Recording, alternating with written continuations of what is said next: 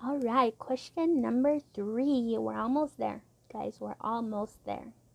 It says at a certain time of day, the angle of elevation of the sun is 40 degrees to the nearest foot.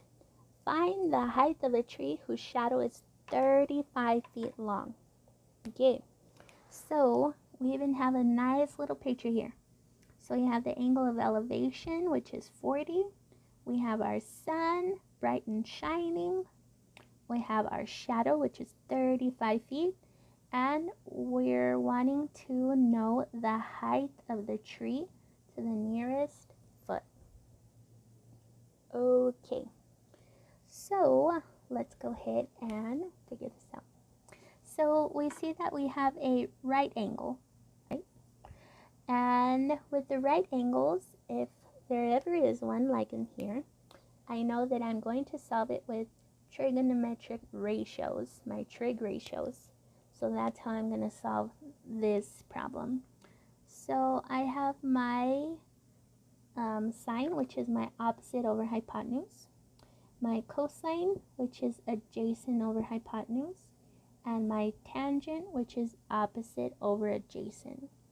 So looking at my ratios and looking at my triangle, I can see in my hypotenuse, I don't have anything there.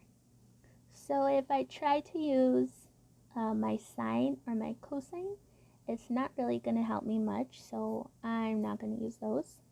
And by elimination, all that's left is my tangent, so I'm going to be using my tangent.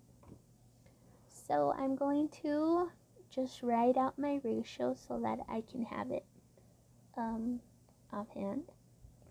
And just let the camera adjust to my hand. Okay. So my tangent is 40. That's what my theta is. My 40 is equal to my opposite over adjacent. That's my ratio. So I'm just going to go ahead and fill in that information. So my opposite is my h, and my adjacent right next to it is 35. So all I have to do now is solve for my h.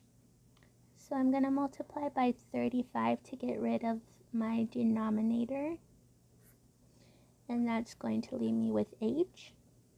And on the left hand side, I have 35 times the tangent of 40. So if I put that into the calculator,